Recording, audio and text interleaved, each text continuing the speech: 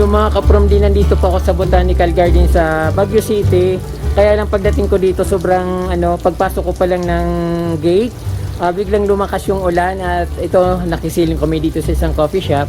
But okay na, medyo tumila na yung ulan at ito gagala na naman ulit ako dito sa mga halaman na nagagandahan. So gusto kong ipakita ito sa inyo ka-from kasi bagong renovate siya. At syempre pag may mga bagong views, maraming magagandang halaman at mga bulaklak. Siyempre mayroon na silang ginawa dito na parang kabana, mga kubo. So bago lang siya, parang hindi pa nga masyadong naayos, pero maganda siyang tingnan. Yun, ipapakita ko sa inyo ka-from di ate, lalapit ako doon.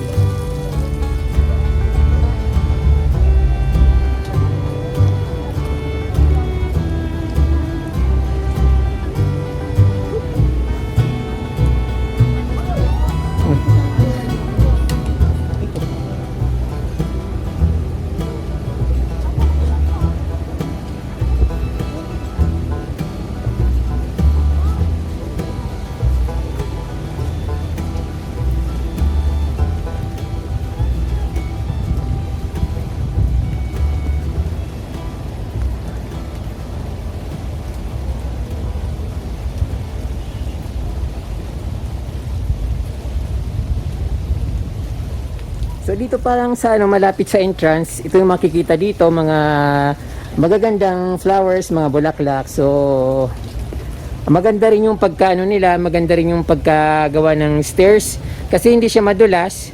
Parang ito ginawa nila dito, parang 8-8, yung may butas sa gitna at pwedeng patubuan ng mga grass sa gitna ng kapakan. So hindi siya magiging madulas kasi meron nga siyang mga butas-butas.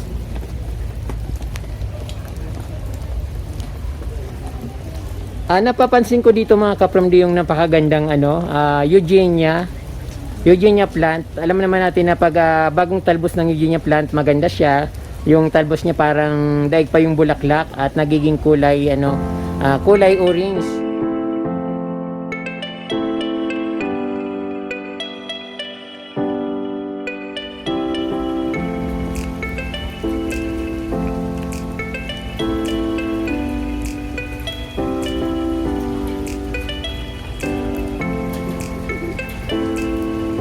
Yung mga halaman dito, ordinary naman yung mga halaman. Kaya lang pag depende na lang sa setting mo ng garden kung paano mo siya pagandahin. At syempre maraming dito ka-from nakikita nyo napakaraming talisay na maliliit.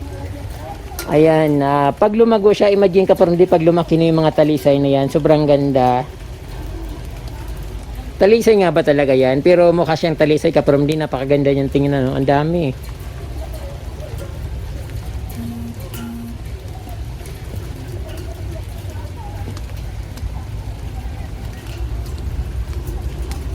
Yung dito hindi madulas yung daanan kasi siya plastic. Kahit na nababasa, okay lang.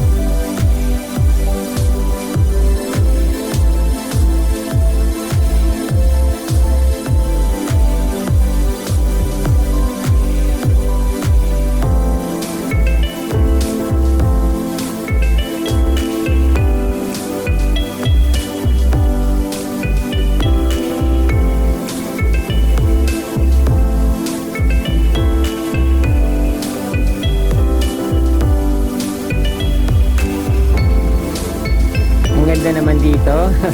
Parang talagang very refreshing at parang maaliwalas masyado sa mata. Andito yung mga silong, saka ang tawag dito, philodendron.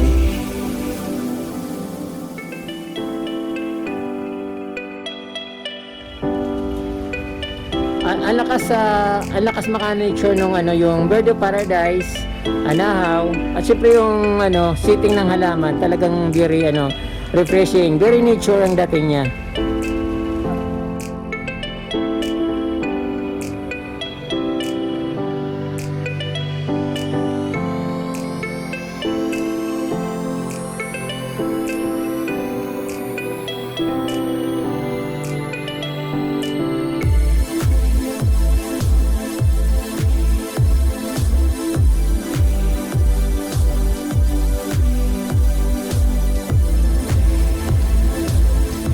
Sarap sa mata.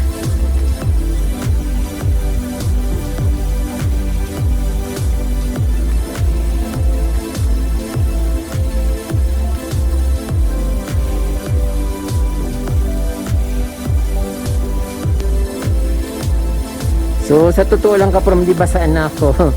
Ang tagal kasi ng sumilong naman ako doon sa coffee shop, kaso yung parang umbrella na nasilungan ko, tumutulo siya. Kaya basang-basa ako. Ganda nito, taba.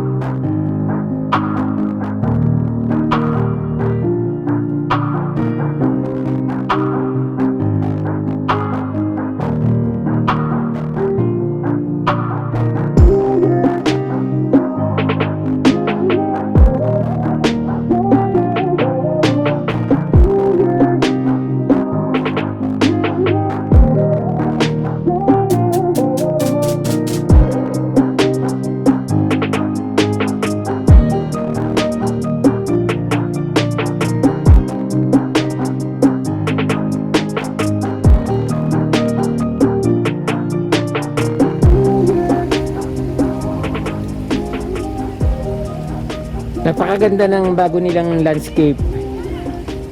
Sobrang amazing.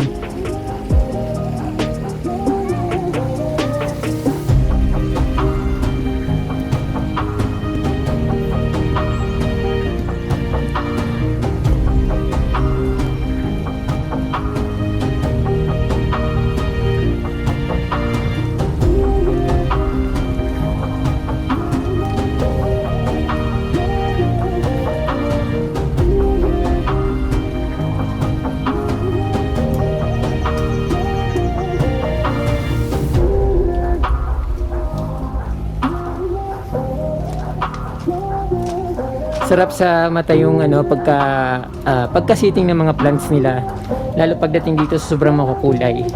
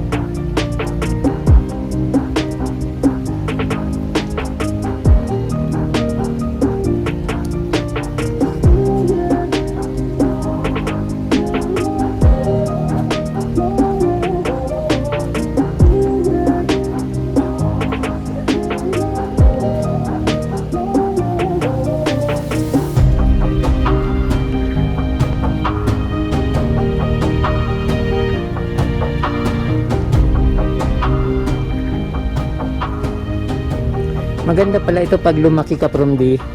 Maraming ganito sa tabing ilog sa probinsya sa amin. Pero walang pumapansin. Tingnan mo nito, namulaklak siya. At syempre yung bulaklak niya kulay blue purple or purple. At tapos yung ano niya, parang insulin plant ang ano yung katawan niya. So parang maraming ganito sa amin, kaya lang walang pumapansin dahil siguro dahil hindi nasayos at hindi namin alam na halaman siya. Grabe, sarap tingnan. Napakakulay, tapos may kasamang ambon, umaambon siya. Nagsama yung lamig, init, yung gandang mga tanawin, yung mga kulay ng halaman, yung colorful. So napakagandang tingnan.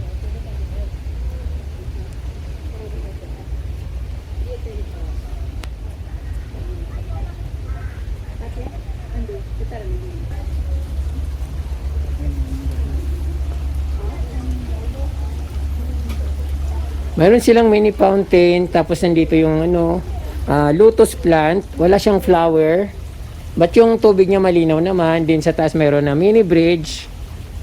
At ayun, napakagandang tingnan with ano, Eugenia plant na makukulay, na kulay orange. Ayan, lumalakas na naman yung ambon.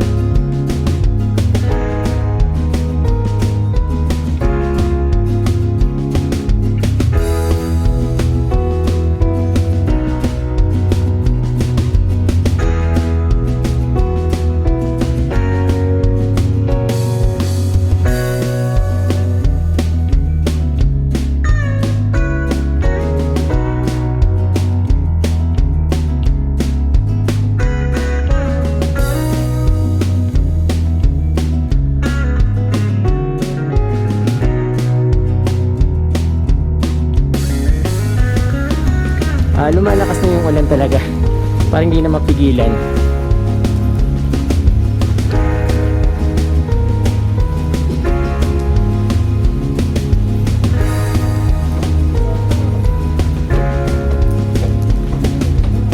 Dito naman napakaganda ng scenic, puno-puno ng mga flowers, mga flowering plants. Din sa baba, naglalakihan ng mga hydrangeas or male flowers na makikita. At yung mga elephant, nandun sa baba.